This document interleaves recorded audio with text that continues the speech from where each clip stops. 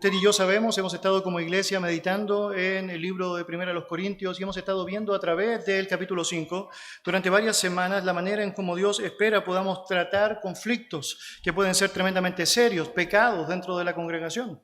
Hemos aprendido que una gran falta que una congregación puede cometer es básicamente la inacción, es decir, simplemente dejar pasar ciertas conductas, ciertas acciones que afectan la santidad de Dios, afectan naturalmente lo que significa la relación de la comunión que podemos tener en medio de la iglesia, y naturalmente Dios nos convoca a poder apreciar correctamente cuál es nuestro rol ahí, llevando adelante el procedimiento bíblico que tanto Cristo como el apóstol Pablo mencionan con claridad en la palabra.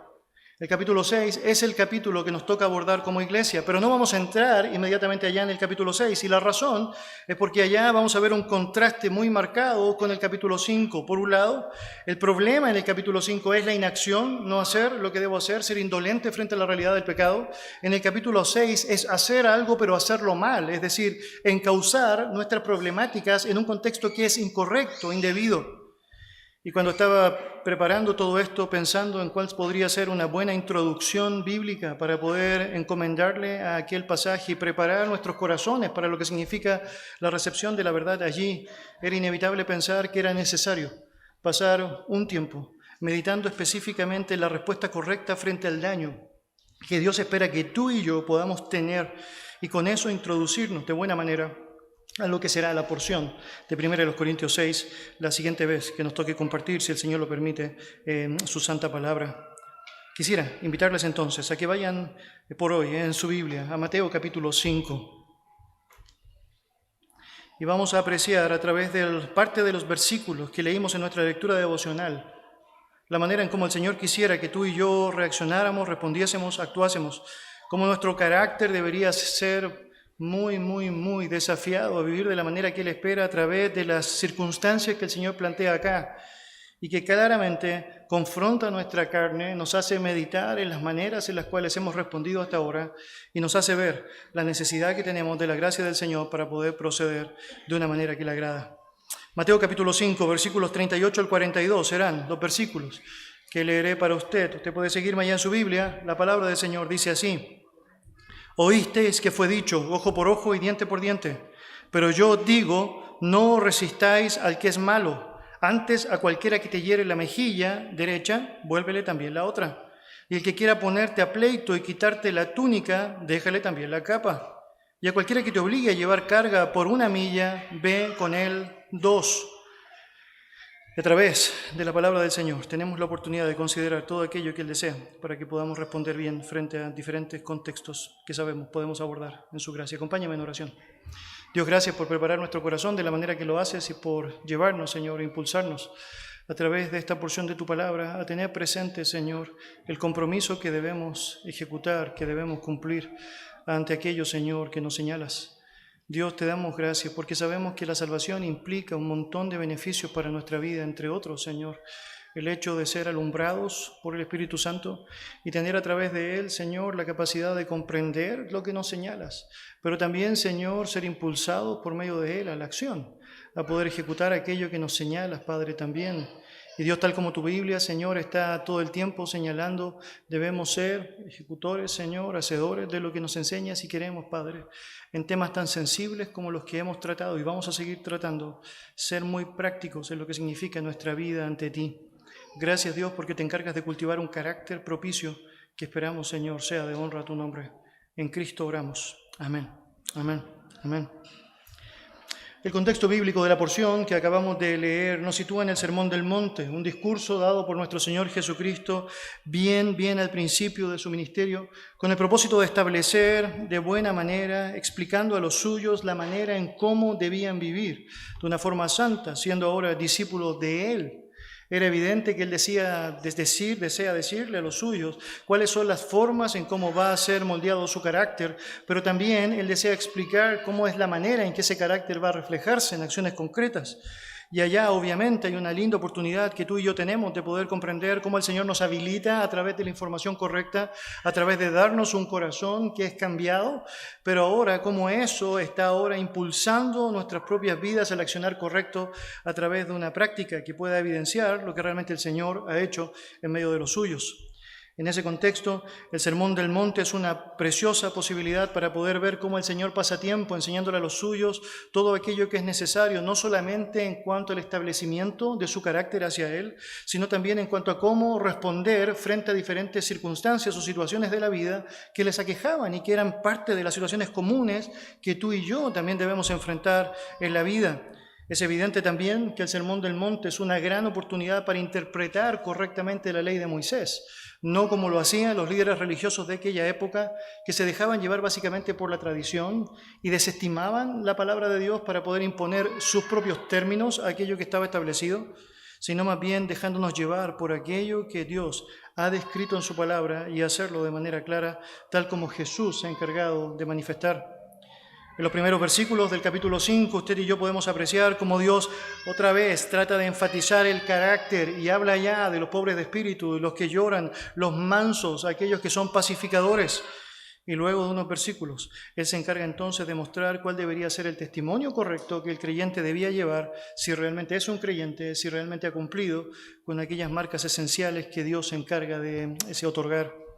Jesús, en ese proceso, les ha hablado ya a sus discípulos sobre la manera correcta de interpretar y de aplicar la temática del asesinato, es decir, la forma correcta de entender lo que es el adulterio, el divorcio, los juramentos.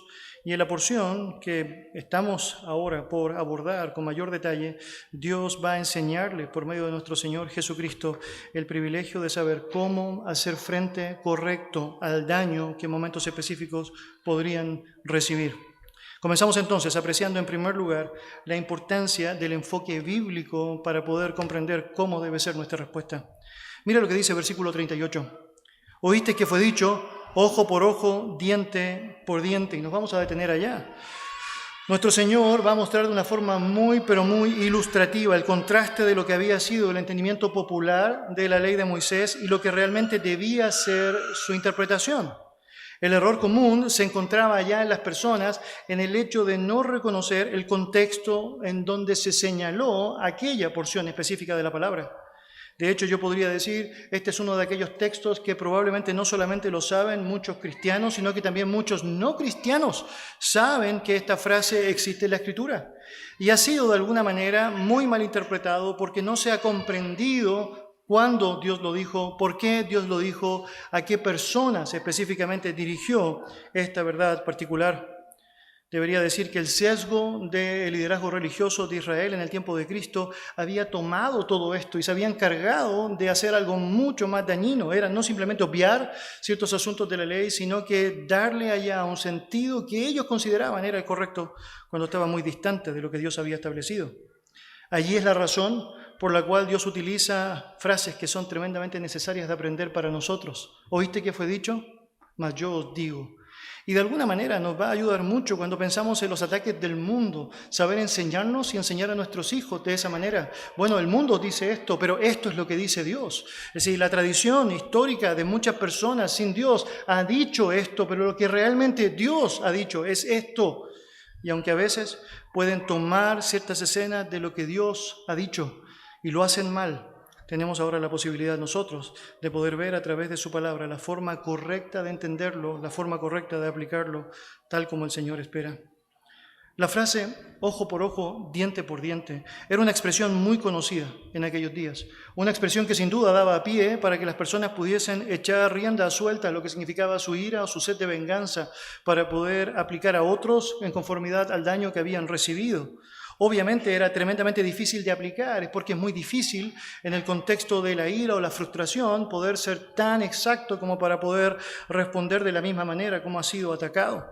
Pero allá estaban ellos repitiendo aquello, y llevando adelante prácticas asociadas a su entendimiento de aquello.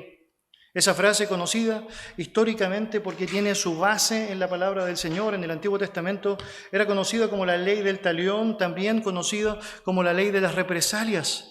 Pero lejos de ser un imperativo para darnos chance a volcar nuestra venganza hacia aquella persona que puede generarnos daño en momentos específicos, la razón de su existencia era fundamentalmente para regular la vida moral de las personas, esperando precisamente que no fueran las pasiones las que gobernaran sus reacciones, sino más bien fuera el control sabio de la verdad de Dios establecida bajo sus parámetros. Si nos vamos al origen de esta frase, deberíamos decir que hay 3 textos en la palabra del Señor que lo describen. Éxodo 21, versículos 23 al 25, Levítico 24, versículos 19 y 20, y Deuteronomio, capítulo 19, versículo 21. En ambos textos el enfoque es básicamente el mismo. El texto allá en Éxodo nos dice lo siguiente: mas si hubieres muerto, entonces pagarás por vida. Ojo por ojo, diente por diente, mano por mano, pie por pie, quemadura por quemadura, herida por herida, golpe por golpe.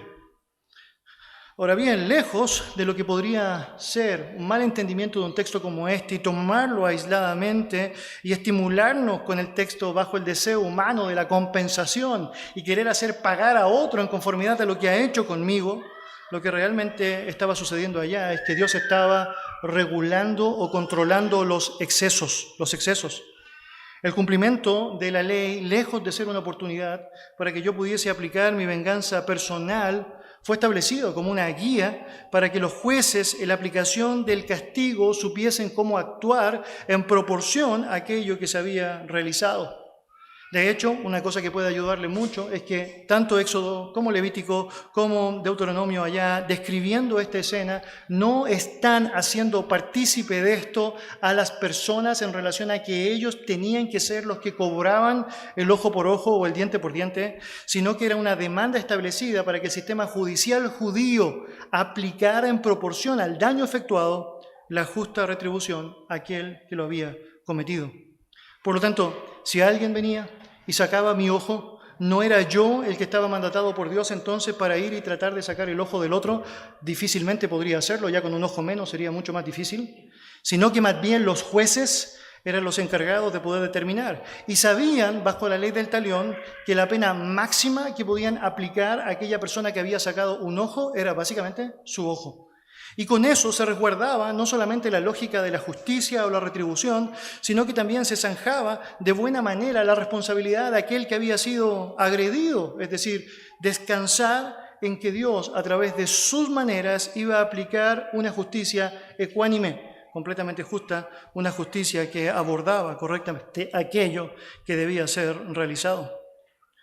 Mis hermanos, cuando pensamos en eso, nos damos cuenta que lo que Dios deseaba hacer en la práctica no era simplemente reemplazar la vida por el ojo o el brazo por un diente, sino que debía preservarse la proporción de aquello que se había realizado para llevarlo a cabo de una manera que fuese igualitaria. De esta forma se evitaba caer en condenas que podrían ser crueles, bárbaras y que obviamente eran parte de las naciones antiguas, pero que no debían ser parte del pueblo santo de Dios. Déjeme explicarlo de esta manera. Obviamente Dios no espera que seamos nosotros quienes respondamos a esto. De hecho, si nos tocara aplicar un texto como ese y hemos llegado al punto de la muerte, difícilmente seríamos nosotros mismos los que podríamos pagar con muerte a otros. Eran otros los que estaban comisionados para aquello. Lo que nos quedaba a nosotros como discípulos del Señor y en particular al pueblo de Israel como audiencia directa, original, tenía que ver básicamente con descansar en que Dios iba a obrar su justicia y lo iba a hacer a través de los medios que estaban establecidos. Contrario al entendimiento popular de un texto como este, Dios deseaba controlar la ira, controlar la violencia y el deseo de venganza, esa sed del ser humano por querer hacer que el otro sea quien pague en mis propias manos, dejar que yo sea el encargado de poder hacer justicia de la manera que yo considero es correcta. En ese contexto, naturalmente, Dios está en contra de todo eso y honestamente desea enseñarnos el peligro de hacernos pensar que eso sería algo correcto. Las historias de personas que tratando de aplicar una condena justa o un castigo justo han abusado o han cometido un exceso son grandísimas. La cantidad de personas que han terminado presas o aún muertas por tratar de ser ellos quienes aplican justicia son grandísimas. Y la razón fundamental es porque, entre otras cosas, han errado el camino, porque no han asimilado que, francamente, Dios ha establecido la forma correcta en cómo aquel que no es tomado por inocente cuando es culpable, tal como Dios señala, tiene que ser tratado por Él y será tratado por Él. De hecho, cuando miramos la palabra del Señor, nos damos cuenta que toda la lección, tanto del Antiguo como del Nuevo Testamento, nos dan luces evidentes del peligro de dejarnos llevar por tomar la justicia por nuestras propias manos. Mire, por ejemplo, Proverbios capítulo 24, versículo 29, la palabra del Señor dice: no digas como me hizo, así le haré. Daré el pago al hombre según su obra. Nota, no puedes hacerlo, ni siquiera debes decirlo. ¿No? Me las pagarás. ¿Nota esa frase? Me las pagarás. No, wow. No lo digas, no lo digas. Versículo 22 del capítulo 20 de Proverbios. No digas, yo me vengaré. Nota lo que debes hacer. Espera a Jehová y Él te salvará. Él te salvará.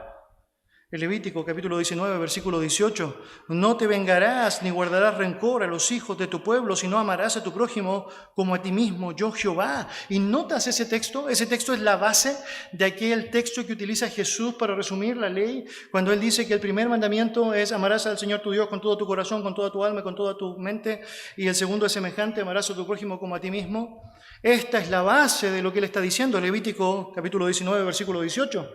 Pero el contexto de ese capítulo está hablando directamente del hecho de no vengarnos, de no guardar rencor. Una implicación práctica directa del mandato de amar al prójimo tiene que ver con no pensar en que yo tengo la autoridad para tomar venganza de situaciones específicas que podría enfrentar. Y yo diría, tener un enfoque bíblico bien establecido, entender el contexto de una razón que ha sido dada en la palabra de Dios, nos ayuda muchísimo a no errar el camino y no justificar acciones impropias simplemente porque creo que tengo la autoridad para hacerla cuando realmente no lo tengo.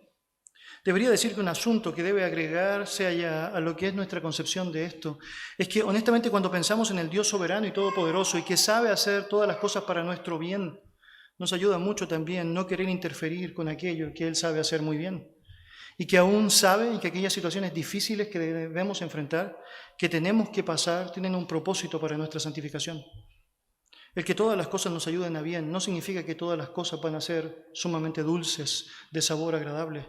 Significa que todas las cosas, tal como el contexto está diciendo en el versículo 29 de Romanos capítulo 8, todas las cosas serán propicias por Dios para que seamos conformados a la imagen de Jesucristo. Y para eso, a veces tendremos que sufrir. Para eso, a veces la pasaremos mal. Para eso, a veces vamos a enfrentar situaciones de oprobio durísimas.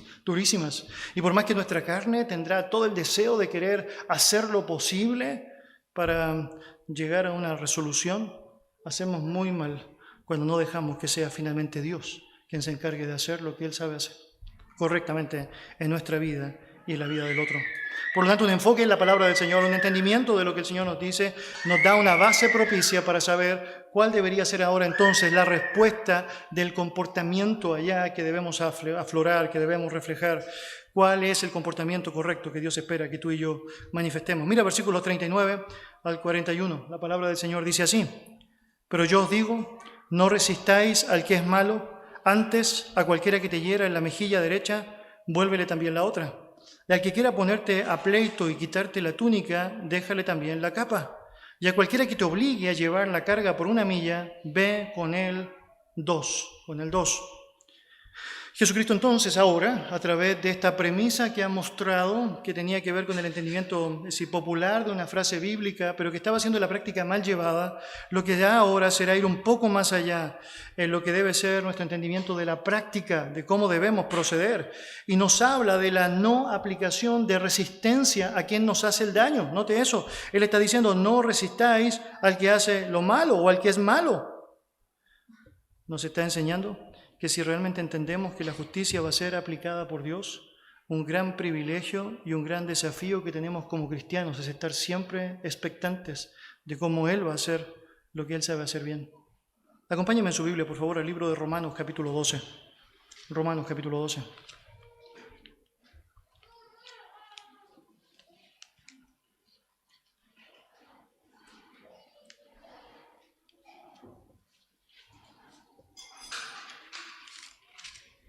Romanos capítulo 12, versículos 17 al 21.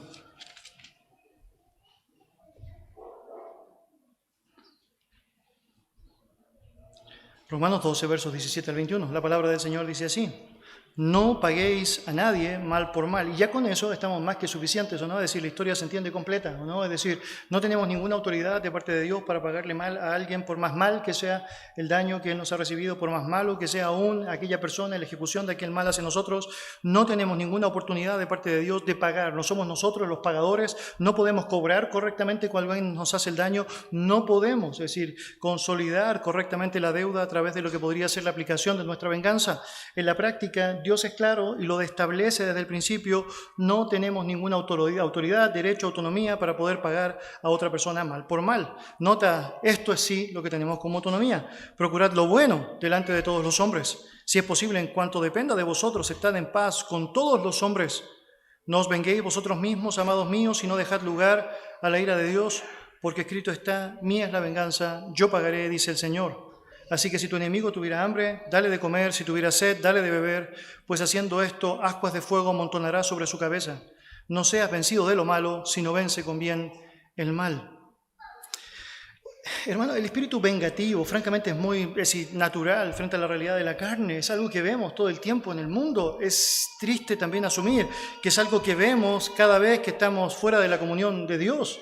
Estamos tratando desde a veces responder a lo que alguien me ha dicho de una manera que pueda ser más hiriente, como de tratar de hacer pagar a alguien que nos ha hecho un daño grande a través de alguna situación, incluso legal, pensando en las maneras en cómo podríamos actuar. Pero lo cierto es que cuando miramos la palabra del Señor, Él nos presenta un camino mucho más excelente que aquel. Y es tremendamente triste cuando nosotros miramos la palabra de Dios y decimos, no, es que eso no puede ser, no debería ser. Y es porque de alguna manera eso refleja que no estamos totalmente convencidos de la importancia de entregarnos a Él y saber que Él hace lo que es mejor. El hecho de que Dios, por ejemplo, nos demande a todos nosotros a no aplicar venganza, no quiere decir en ningún sentido de que el inocente será tratado como culpable o que el culpable será tratado como inocente.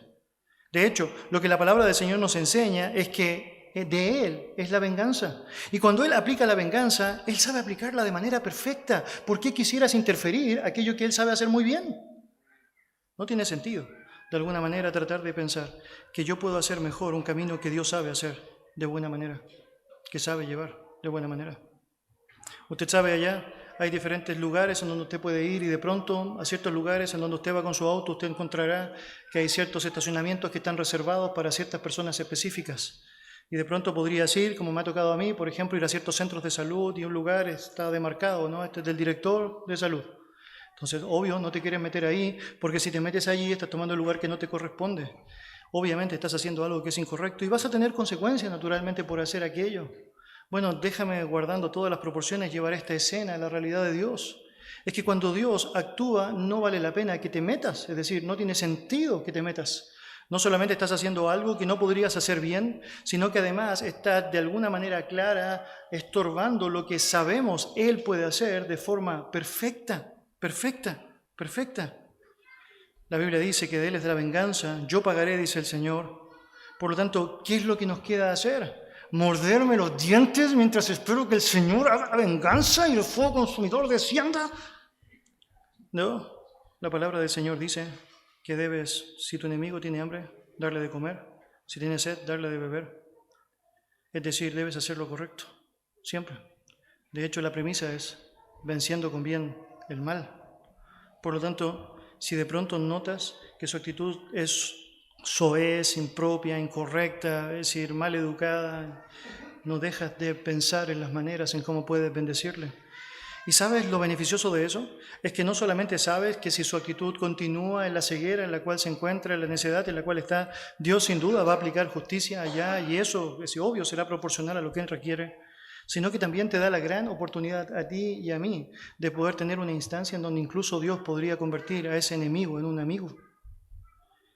Y considerando a través de tu actitud paciente, es decir, distinta como todos actúan, diferente a como las demás personas lo hacen, ver el resultado precioso de lo que podría suceder allá. Yo fui a una conferencia de pastores una vez y afuera de la conferencia de pastores había un grupo de manifestantes que estaban en contra de la conferencia.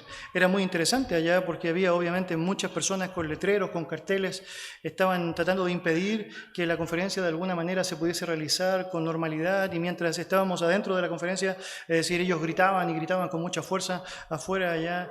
Y para mí era tan impactante, es decir, presenciar dos escenas. Por un lado, es decir, la escena dentro del lugar orando por estas personas, para que el Señor pudiese tratar sus corazones, pudiese animarles con la luz del Evangelio y ellos pudiesen ser instrumentos para eso, y que tan cerca como estaban de la puerta, tan cerca pudiesen estar de una relación con Dios. Pero en segundo lugar, el hecho de ver a los hermanos de la iglesia que lejos de empezar a pelear con ellos afuera, les llevaban comida, les regalaban Biblias. Y de pronto te sorprende pensar que una actitud como esa calza en el mundo en el que estamos. Pero hermanos, precisamente esas deberían ser las actitudes que deberían calzar en el mundo en el cual el Señor nos puso. No son ellos los que deben actuar distinto, somos nosotros los que debemos actuar distinto. Y cuando estamos disponibles a eso, francamente podemos estar expectantes de la manera en cómo el Señor va a tratar los corazones de las personas y va a obrar de una manera que puede ser tremendamente aleccionadora para nosotros, aleccionadora. Tal conducta, la conducta buena, puede provocar, tal como dice el texto, ascuas de fuego sobre la cabeza, es decir, escenas allá que están señalándonos de parte de Dios cómo podemos acumular sobre ellos acciones correctas, este es el contexto, pero cómo esas acciones correctas empiezan a generar en ellos un efecto, un impacto que naturalmente puede hacer que ese enemigo se vuelva un amigo, y es porque Dios puede hacerlo. Pero no lo va a hacer de la manera en como siempre pensamos que funciona. Es porque lo cierto es que si alguien te da un puñetazo y le das otro puñetazo, no esperes que sea tu amigo, ¿no? Es decir, no va a funcionar así. Pero francamente, si la actitud es distinta, debes saber, tienes más expectativas de que el Señor pueda hacerlo. Si el anhelo es tener un comportamiento correcto, el cristiano entonces frente a la adversidad va a actuar de las formas que el Señor espera. Y el Señor es muy gráfico al poner escenas allá que debemos tener en consideración. En primer lugar, debemos saber que debemos tener un comportamiento correcto frente a los que atentan contra nuestra dignidad. Mira lo que dice allá el texto: a cualquiera que te hiera en la mejilla derecha, vuélvele también la otra. Y otra vez, si esto te genera un choque inicial automático y decir, no, yo no voy a hacer eso, jamás, usted no sabe cuánto cuido mis mejillas. Bueno, otra vez necesitamos entender qué es lo que realmente el Señor quiere decir. Y obviamente debemos quitarnos todo espíritu de represalia, de venganza, de tratar de responder rápidamente frente al ataque de otro. Esto es todo lo que está inmerso dentro del contexto y es todo lo que quiere decirnos. Ese deseo de defendernos, de vengarnos frente a cualquier agravio que podemos recibir. El discípulo de Jesús aprende a soportar el maltrato que puede recibir de parte de aquellos que no están de acuerdo con aquello que se está haciendo. Permítame señalarlo así. Cuando usted y yo pensamos en nosotros mismos, en nuestro egoísmo, siempre vamos a estar pensando en la autodefensa, en cómo nos defendemos. Esto lo va a notar usted muy bien en cuanto es latente su orgullo. Si cada vez que alguien trata de decirle algo, usted trata como de defenderse, ¿no? Es decir, si la forma común de tratar es defenderse, bueno, usted sabe, está dándole mucho énfasis a aquello que no debería darle. Es decir, obvio, allá el ego está tomando preeminencia, el egoísmo está tomando preeminencia, la autodefensa francamente no tiene sentido ante los ojos del Señor, es porque francamente somos indefendibles ante su gloria. Pero lo cierto es que cuando pensamos en la realidad, nos damos cuenta de que a veces estamos perdiendo nuestro tiempo al querer reaccionar de la misma forma como reacciona el mundo, cuando sabemos que al mundo tampoco le funciona aquello como resultado. Déjeme decirlo así, el Señor permanentemente está dándonos oportunidades a pesar de nuestras ofensas hacia Él, y hacemos muy bien al pensar cuán importante es que nosotros estemos dispuestos a seguir su ejemplo. En el tiempo de Cristo se acostumbraba a manifestar el desprecio a las personas a través de una acción que era bien fuerte. Era una acción muy fuerte. Esa es la razón por la cual Jesucristo está poniéndola en la primera de las ilustraciones y ejemplos allá. Tenía que ver con utilizar la palma en el lado exterior de esta, básicamente de esta forma, ¿no? Déjeme mostrarlo con alguno de ustedes. No lo voy a hacer.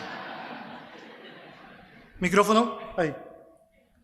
Usted podría saber que aquella actitud no solamente denotaba, es decir, el intento de querer agredir a alguien, sino que también en la práctica, obviamente, era una ofensa directa, ¿no? Es un desprecio efectuado allá a través de aquello.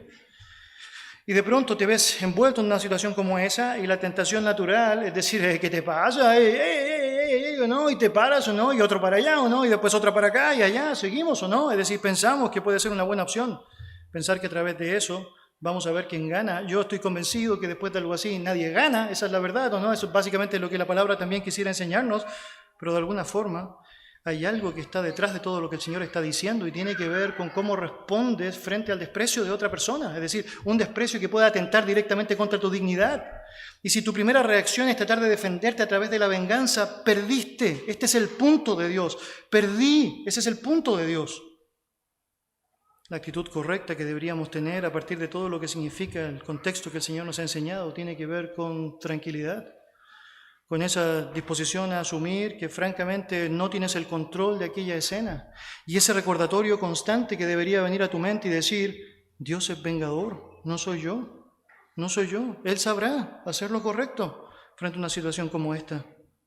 Por cierto, este texto claramente no es un incentivo a que el creyente busque ser golpeado por el mundo o acepte el maltrato per se, con todo lo que eso significa. Claramente Dios nos ha enseñado ya a través de Corintios capítulo 5 las formas correctas de tratar el pecado cuando alguien lo está recibiendo y cómo deberías hacerlo en el marco de la iglesia. Y aún hay actitudes legales, y vamos a hablar sobre eso allá cuando tratemos primero los Corintios 6, que debemos estar sabiendo que están allá para nuestro servicio.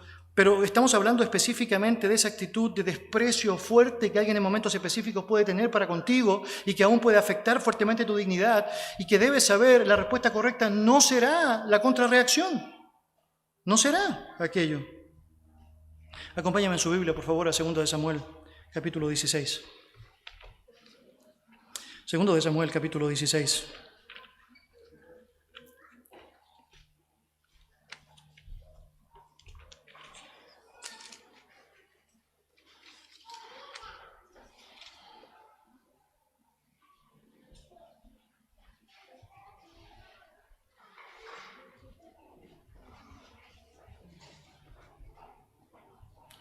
Segundo de Samuel, capítulo 16,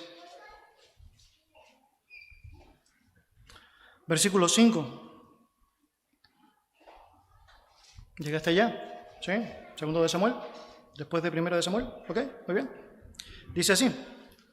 Y vino el rey David hasta Baurim, y aquí salía uno de la familia de la casa de Saúl, el cual se llamaba Simei, hijo de Gera, y salía maldiciendo. Nota la escena, es decir, tenemos allá al rey David llegando a un lugar específico y hay alguien que era de la familia de Saúl, ¿o no? Entonces, obviamente, sabía parte de la historia y no hace otra cosa que no sea la de maldecir, automáticamente maldecir. Ellos, no basta con que él empiece a entrar, no nos falta ya la escena, no piensa ya, él está entrando y ya empieza este hombre a maldecir. Y nota, versículo 6, no solamente maldice, sino que arrojando piedras contra David y contra todos los siervos del rey David, y todo el pueblo y todos los hombres valientes estaban a su derecha y a su izquierda. O sea, este hombre realmente está básicamente enfurecido, enloquecido. Y no solamente está maldiciendo al rey David, sino que además está lanzando piedras. Y nota la escena, es decir, David está con hombres a su lado, a su alrededor, valientes hombres a su derecha y a su izquierda, y no deja de hacerlo. Versículo 7. Y decía Simei maldiciéndole, fuera, fuera, hombre sanguinario y perverso. Jehová te ha dado el pago de toda la sangre de la casa de Saúl, el lugar del cual tú has reinado, y Jehová ha entregado el reino en mano de tu hijo Absalón.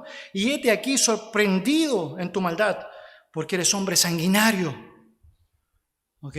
Fuerte, muy fuerte. Versículo 9. Entonces Abisai, hijo de Sarbia, dijo al rey, ¿por qué maldice este perro muerto a mi señor el rey? ¿No? Bueno, si tú actúas como ese hombre, me avisáis. Te ruego que me dejes pasar, nota lo que dice, y le quitaré la cabeza, ¿no? O sea, la reacción, obviamente, no es decir, más visceral no puede ser, ¿o no? Es decir, mira lo que está haciendo este hombre con el rey, ¿o no? Es un perro muerto, mira la actitud que tiene allá, ¿o no? Déjame quitarle la cabeza. Obviamente, si David decía que sí, lo que debe saber es que eso iba a pasar, ¿o no? Le iba a quitar la cabeza. Versículo 10, y el rey respondió, ¿qué tengo yo con vosotros, hijos de Sarbia? Está hablando allá Abisai. Si él así maldice, es porque Jehová le ha dicho que maldiga a David. ¿Quién pues le dirá, por qué lo haces así? Y dijo David a Abisai y a todos sus siervos, he aquí mi hijo que ha salido de mis entrañas, acecha mi vida. ¿Cuánto más ahora un hijo de Benjamín? Dejadle que maldiga, pues Jehová se lo ha dicho. Quizás mirará Jehová mi aflicción y me dará Jehová bien por sus maldiciones de hoy. Y mientras David y los suyos iban por el camino, Simei iba por el lado del monte delante de él, andando y maldiciendo y arrojando piedras delante de él, esparciendo polvo. Y el rey y todo el pueblo con él que estaban con él, llegaron fatigados y descansaron allí. La escena es una escena interesantísima. Tienes acá un gran provocador, un provocador que parte de lo que está diciendo es absolutamente cierto. Es decir, claramente David ha sido un hombre sanguinario hasta ese momento, claramente él ha procedido mal en algunas ocasiones y es evidente que Absalón está tomando trascendencia al punto de querer tomar el reinado. Este hombre está tratando de provocarle, es evidente, quiere insultarle y lo hace de maneras muy gráficas. Pero lo cierto es que David tiene toda la capacidad para poder simplemente dar una orden y aplicar lo que sería un gran, ejemplo de pagar, mal por mal. Alguien dice algo malo, bueno, yo voy a hacerle daño. Pero no lo hace, no lo hace. Y la forma de su resolución es algo que debe hacernos pensar muchísimo. Porque si Dios no es soberano en todo, no es soberano en nada. El Señor tiene el control aún de aquellas cosas malas que nos suceden. Y usted debe saber aquello. Es decir, una de las cosas paradójicas de la historia de Job es que nunca él se entera mientras está en la tierra, ¿o no?, de que Dios mismo es quien le recomienda a Job a Satanás. Y nos ayuda a saber que al final de la historia de Job, él entiende el propósito que estaba establecido allá. Era que Dios mismo iba a permitir que aquellas cosas de mal que él soberanamente sabía que iban a suceder por medio de Satanás, iban a hacerle bien para que él pudiese conocerle tal como tenía que ser conocido. Y mis hermanos, nos ayuda a pensar que un hombre como David, sin conocer toda la historia, pero teniendo buena teología, sabe argumentar, es Dios. Ese hombre está diciendo lo que dice porque es probable, ¿no? Dios le ha dicho que lo diga. Y no vamos a hacer nada por evitarlo. Hagamos lo que tenemos que hacer. Y soportan todo un caminar mientras este hombre sigue gritando, sigue lanzando piedras, sigue levantando polvo, hasta que ellos fatigados descansan. Déjeme decir que va a haber momentos en nuestra vida en donde las provocaciones serán a ese nivel.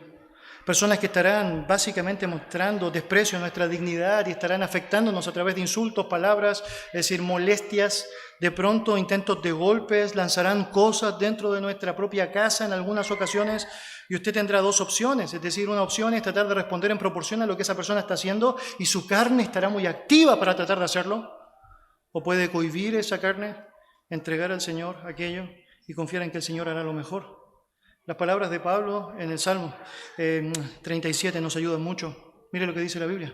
Encomienda a Jehová tu camino y confía en Él, y Él hará. Exhibirá tu justicia como la luz y tu derecho como el mediodía. Guarda silencio ante Jehová y espera en Él. No te alteres con motivo del que prospera en su camino, por el hombre que hace maldades. Deja la ira, desecha el enojo, no te excites en manera alguna de hacer lo malo. Y cuando eso está bien asumido, cuando eso está bien asimilado, francamente tienes una gran oportunidad de dar honra al Señor en vez de caer en un juego totalmente peligroso. Si vuelves a Mateo, vas a notar allá una siguiente descripción del comportamiento correcto y tiene que ver con aquellos que nos provocan a llevar a cabo incluso litigios legales para tratar de ejercer nuestro derecho. El texto dice en el versículo 40 de Mateo 5, y al que quiera ponerte a pleito y quitarte la túnica, déjale también la capa. Y aquí el Señor Jesucristo está poniendo en el contexto allá una escena que tiene que ver con un pleito injusto. Déjeme explicarlo de esta manera. En la legislación judía existía allá la idea de que la ropa podría ser demandada como la garantía de un préstamo. Había un préstamo y obviamente el préstamo no se pagaba, la garantía de eso era la ropa específicamente allá. La prenda permitida para ser tomada en primer lugar como objeto de artículo allá de garantía era aquella que tenía menos valor o que era menos costosa. Esa prenda exigida es la que menciona acá en primer lugar nuestro Señor. Tiene que ver con la túnica, Cuando hablamos de túnica o chitón, que es la palabra en hebreo allá, hablamos básicamente de un vestido interior que usaban los judíos, en algunas ocasiones bien largo, que estaba puesto, ¿no?, para proteger la piel, un vestido largo allá, algo que podría ser considerado como parte de una ropa interior dentro del cuerpo del judío. La capa que aparece descrita ya, tenía que ver con una vestimenta exterior, algo muy parecido a un capote. En algunas ocasiones era una prenda única, completa, que se colocaba sobre el vestido. En otras ocasiones era básicamente una manta que se podía poner para cubrir aquello que estaba siendo llevado allá. La capa era sumamente valiosa y sumamente indispensable. Es decir, usted podría imaginar que el vestido externo, obviamente uno podría desprenderse de él si uno tuviese que priorizar, pero la capa era tremendamente importante. Por lo tanto, cuando se tomaba como garantía la capa, era sumamente necesario que se cumpliese la ley completa. Y la ley decía que si bien podías tomarla, debías entregarla antes del anochecer, de vuelta. ¿Por qué? Porque así evitabas que la persona pudiese enfrentar el frío y todo lo que aquello implicaba. Déjame leer para ti el texto bíblico donde se databa aquella ley. Éxodo 22, versículos 26 y 27, señala: si tomares en prenda el vestido de tu prójimo, a la puesta del sol se lo devolverás. Nota, porque solo eso es su cubierta, es su vestido para cubrir su cuerpo. ¿En qué dormirá? Y cuando él clamare a mí, yo le oiré, porque soy misericordioso. Por tanto, la ley prohibía en la práctica que un hombre fuese despojado de su vestido externo y podría incluso entonces afectar de tal manera aquello que Dios iba a actuar, tal como dice el texto, porque Él será misericordioso con aquel que ha sido afectado frente a aquello. Ahora bien, el Señor señala que el creyente va a ir más allá. Y cuando llega el momento en donde van a quitarte, bajo una lógica incluso legal, el vestido, ¿tú no vas a resistirte tanto frente a eso? ¿No vas a empezar a tratar de valorar muchísimo lo que significa tu propio derecho o tu propio sentido de pertenencia de ciertas cosas específicas, sino que olvidando tu propio ego vas a estar dispuesto a hacer mucho más? ¿Con tal de qué? Bueno, con tal de no avanzar en un pleito innecesario.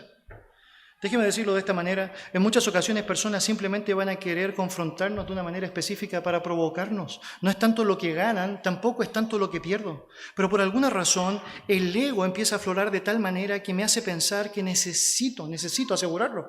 Necesito no perder esta batalla. De alguna forma tiendo a pensar que vale la pena el hecho de aún exigir algo que me correspondía como derecho. Y note eso, es que Dios está utilizando un ejemplo que tiene que ver con el derecho. Es decir, tú podrías demandar el hecho de que se te devuelva lo que te corresponde recibir de vuelta. Pero Él dice algo distinto. Él dice, entrega la capa también, entrega la capa. ¿Cuánta importancia tiene realmente aquello? Y yo debería decir mucha, si realmente tu afán por lo material y por las cosas de este mundo tiene más relevancia que tu confianza en lo que el Señor puede hacer. Es que solamente cuando puedes comprender que el Señor es el dador de todo, de Él es el mundo y su plenitud, que de lo recibido de su mano le damos, que toda buena dádiva y todo don perfecto desciende de Él, uno tiende a pensar, ¿vale la pena pelear por una capa? Y de pronto necesitas meditar en aquello.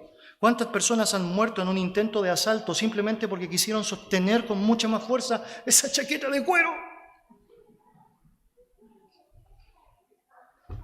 ¿Podría Dios darte más chaquetas de cuero si Él quisiera? Claro. Pero si aún la perdieras, ¿es más importante que tu propia vida? Y la respuesta es, claro que no. Un alto concepto de quién es Dios y el valor que tiene Dios como el todo suficiente, llenador y obviamente la plenitud de todo. Es lo que puede hacer que personas como el apóstol Pablo, por ejemplo, pudiesen decir, pero cuántas cosas para mí eran ganancias y las he estimado como pérdida por amor de Cristo. Es porque mucho más importante es preservar mi relación con Cristo que estar básicamente expuesto a discusiones necias o vanas. Es inevitable estar pensando cómo muchas veces niños están peleando por un producto específico. No sé si le ha pasado alguna vez o no. Está viendo allá a dos niños, obviamente no son nunca parte de su familia, siempre son de otras familias, ¿no?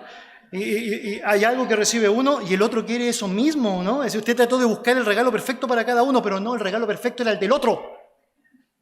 Por lo tanto, entonces uno lo agarra y el otro lo empieza a agarrar y empieza a pelear. Obviamente es muy interesante hasta que uno termina por romperlo, es decir, y ahora el otro empieza a ser el regalo más importante para los dos, ¿o no?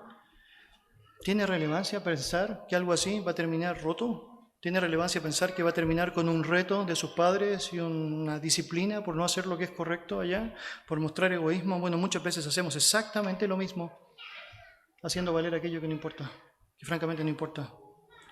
Déjeme compartir con usted un texto que está allá en Eclesiastés capítulo 5, versículo 8. La Biblia dice, si opresión de pobres y perversión de derecho y de justicia vieres en la provincia, No te maravilles de ello. Note lo que está diciendo.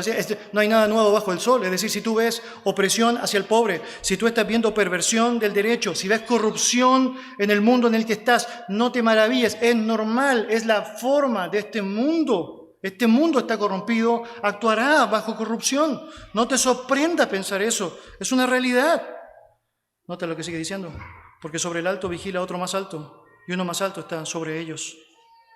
Mire, una buena razón para poder enfrentar aún el oprobio que puede tener connotaciones así como estas es estar descansando, que sobre aquel altivo que está tratando de discutir conmigo al punto de querer quitarme aquello que, si bien no tiene gran valor, igual me gustaba un poco, pero estoy dispuesto incluso a dejarlo, es por saber que hay alguien que está sobre ellos y hay alguien que está sobre ellos.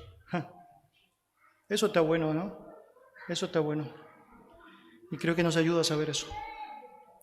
Por último, permíteme mencionar qué es lo que la palabra del Señor nos dice que debe ser nuestro confrontamiento, nuestro comportamiento frente a quienes limitan nuestra libertad. Versículo 41, en Mateo capítulo 5. El texto dice: y a cualquiera que te obligue a llevar carga por 1 milla, ve con él 2. Y a cualquiera que te obligue a llevar carga por 1 milla, ve con él 2. Mire, Palestina estaba siendo básicamente ocupado y sojuzgado por Roma. Así que los soldados romanos tenían ahora autoridad plena, es decir, sobre los judíos. Había muchas maneras en cómo esa autoridad era abusada, pero lo cierto es que había maneras en donde eso estaba incluso normado. Y de hecho, estaba normado de que un soldado podía pedirle a un judío que por 1 milla le llevara lo que él quisiera que le llevase. De hecho, un ejemplo muy práctico de eso tiene que ver con Simón de Cirene. ¿Recuerda ya? El hombre que lleva la cruz, es decir, cuando Cristo ya no podía llevarla, los soldados simplemente le dicen: tienes que llevarla, y la tiene que llevar. Era algo ya asumido, estaba claramente establecido que así debía ser. Obviamente los soldados abusaban de eso, actuaban de una manera tirana, es decir, 1 milla o 1000 pasos o 1 kilómetro 6, si quiere sacar la proporción, era lo que estaba normado que debías hacer. Por lo tanto, sin importar en lo que tú estuvieses, si pasaba un soldado al lado tuyo con un asno que no quería moverse, él te decía: ayúdame a llevarle 1 milla, y tú lo llevabas. Ahora, después de la milla, tú podías pelearla. De hecho, tú podías decir: hey, ya pasó la milla, listo. Y por lo general, el soldado tomaba a otro hebreo para que siguiera llevando, porque el derecho decía 1 milla, 1 milla. Ahora, es bien interesante. Cuando pensamos en la historia bíblica, nos damos cuenta que Dios no está interesado en promover la rebelión, incluso frente a situaciones terribles de esclavitud, como era la manera en cómo los romanos lo entendían. Los romanos vivían la esclavitud de una manera tirana, abusiva, impropia. Es decir, los esclavos se enfermaban, se envejecían y los dejaban morir, básicamente, de hambre. Los judíos tenían el entendimiento de la esclavitud de una manera distinta. Ellos hacían a los esclavos parte de la familia, les daban una herencia, incluso les cuidaban. Pero el romano actuaba de una manera muy mala. Y es muy interesante que en el contexto bíblico Jesús nunca enseña la rebelión contra la esclavitud. Al contrario, siempre enseñó la importancia de someterse a los amos, de actuar correctamente, y la razón que primaba sobre eso es que por sobre aquel amo que tenían, había un amo que estaba en el cielo, que estaba mirando lo que hacíamos. Y cada vez que tú y yo estábamos sirviendo a ese amo, por más terrible que fuese, debíamos saber que estábamos sirviendo a Dios y estábamos dando un testimonio de lo que significaba Dios. Y eso era algo tremendo que nos hace meditar muchísimo en lo que significa la disposición que debemos tener. Es porque ese Dios que está mirando naturalmente cómo estoy sirviendo a ese amo es el mismo Dios que sabe juzgar cuando tiene que haber un juicio específico y que aún permite todo aquello que me está pasando soberanamente para que yo pueda crecer, para que yo pueda aprender aún en el dolor. El cristiano no es convocado por Dios para exigir, a diestra y a siniestra, sus derechos. Más bien es alguien que debe pensar en sus deberes, en sus responsabilidades, en el privilegio de ser un ejemplo y estar disponible para mostrar el camino perfecto, que es el camino del amor, a pesar de que no te están amando, de que claramente no te están amando. Jesús le dice a sus discípulos que si los romanos le obligaban a ir 1 milla, algo que podían exigir por derecho, el discípulo debería estar dispuesto a entregar otra milla de regalo. Es decir, ¿puedes llevarme el asno 1 milla, por favor? Sí, ¿cómo no? Te lo puedo llevar 2 millas, ¿o no? Mira, ¿puedes imaginar la expresión del soldado o no? ¿Cómo? Es decir, sí, 2, no te preocupes, te lo llevo 2.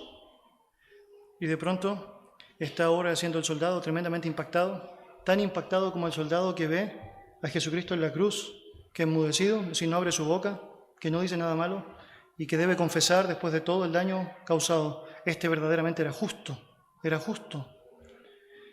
Hermanos, no vamos 2 millas con alguien, ni estamos dispuestos a hacer algo más de lo que se nos está exigiendo, porque francamente aquellas personas lo merezcan. Mis hermanos, no lo hacemos por eso.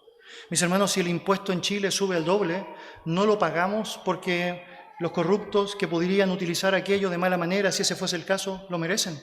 Lo pagamos porque Dios dice que debemos pagar a todos, y debemos pagar impuesto a impuesto, tributo a tributo. Y si Dios permite que en Chile los impuestos suban al doble, yo sé que debo pagar, y sé que debo orar por ellos, y sé que debo hacer lo que es correcto frente a aquello. Y sé que tengo ahora el derecho, de parte de Dios, de hacer incluso más si puedo hacerlo, por dar un testimonio directo de lo que significa mi propia fe. El cristiano no debe dejar que nada ni nadie le llene de odio, que le haga ser alguien que acumule, es decir, frustración, es decir, deshonra, ira, frente a la realidad de aquellas personas que le rodean. Estamos en un mundo en donde los derechos son tremendamente exigidos y demandados, pero estamos en un mundo en donde tú y yo sabemos que francamente nuestro único derecho lo hemos ganado objetivamente por la gracia del Señor, no por nuestras propias fuerzas. Y ese mismo Señor que cambió nuestras vidas y nos dio el sentido para poder avanzar es el que nos ayuda para dar cada paso que debemos dar. Pero hay esperanza y garantía cuando los damos de la manera que Él quiere que los demos y no cuando pensamos que la mejor respuesta es la que mi carne me aconseja tener. No debemos olvidar que lo que distingue a un creyente no es la ortodoxia, sino el amor. Y francamente eso es lo que se puede expresar de manera muy clara aún frente a ciertas demandas que son expresadas por otros. Mis queridos, de hacer bien y de la ayuda mutua, dice el libro de Hebreos, no os olvidéis, porque tales sacrificios agradan a Dios. Y cuando miramos su palabra nos damos cuenta que hay un montón de evidencias que deberían hacernos pensar en la forma correcta en cómo deberíamos actuar. Y tienes a un José que cuando sus hermanos ven que su papá muere, piensan, ahora este es el momento en donde este nos va a dar duro, ¿no? Y ellos le dicen, José, por favor, déjanos ser tus esclavos. Y José dice, no. Es que Dios sabía, Él es soberano, Él hizo esto para bien y no voy a hacerle pagar yo. ¿Cómo podría hacer algo así? Cuando 2 veces David tiene la opción de matar a Saúl, quien quiere matarlo y que no habría dudado en matarlo y que lo tiene ahí para hacerlo y no lo hace. Nos da una lección tremenda de lo que significa eso, ¿no? ¿Cómo terminó Saúl, queridos? Es que Dios es vengador. Lo haces tú, puedes perder. Eliseo, y de pronto ves cómo está proveyendo de alimentos al ejército de los arameos, los sirios allá. Y tú dices, ¿cómo hace eso? ¿Cómo ese gesto de misericordia? ¿Cómo es posible que sea tan misericordioso? Así debería ser, ¿o no? Tú ves a Jesús, que cuando le maldecían no respondía con maldición, que cuando le atacaban no respondía atacando, sino que encomendaba la causa al que juzga justamente. Es que Jesús sabía que Dios era vengador. Era lo mejor que podía hacer. Puede impactarte de pronto el ejemplo de Esteban, mientras están lanzándole piedras y Esteban está recibiendo cada piedra y Esteban está diciendo al Señor que los perdone. ¿Sí sabe lo que eso significa o no? Es decir, están lanzando piedras no pequeñas. La intención es matarte, destruirte. Y él está, los cristianos hebreos, perseguidos, maltratados, despojados de sus bienes, pero ahí, siguiendo por su fe. Mis queridos, nuestro deber es perdonar la injuria. Nuestro deber es hacer algo más de lo que hace el mundo. Nuestro deber no es hacer lo mismo que hacen ellos. Nuestro deber es confiar en el Señor sabiendo que Él aplicará justicia correcta a quienes hacen lo incorrecto. Y mientras tanto nos esforzamos, no claudicamos, avanzamos haciendo el bien. Vamos a orar. Señor y Dios, gracias por darnos la oportunidad de meditar en tu palabra. Y Señor, gracias por darnos un entendimiento que cada vez puede ir siendo mucho más amplio de la importancia de no demandar ciertamente ciertos asuntos que no son relevantes a la luz de tu plan soberano, Padre. Dios, estamos aquí en la tierra entendidos, Padre, asimilados en cuanto a lo que significa ese plan que tú tienes, que va mucho más allá de lo que significa nuestro propio ego. Tiene que ver fundamentalmente con la posibilidad de hacer de nosotros vasos en cualquier contexto inútiles, Señor, útiles para ti, mostrando una vida, un estándar, una forma de ser completamente distinta a la de este mundo. Y Señor, luchamos con eso, batallamos tanto, Padre. Obviamente nuestra carne toma tanta trascendencia, Señor, y te pedimos perdón por eso, Padre. No quisiéramos realmente poder seguir en aquel caminar, pero Señor, rogamos nos ayudes para que podamos de buena manera estar considerando la necesidad que tenemos de poder vivir de esta forma, Padre. Es que aquí hay esperanza, aquí hay garantía, Señor, aquí hay certezas que queremos naturalmente vivir, certezas que queremos naturalmente gozar. Señor, ayúdanos a cada uno de nosotros, sea cual sea el contexto en el que nos encontremos, a poder actuar de la forma que te es digno, Señor. En el nombre de Jesús. Amén. Amén.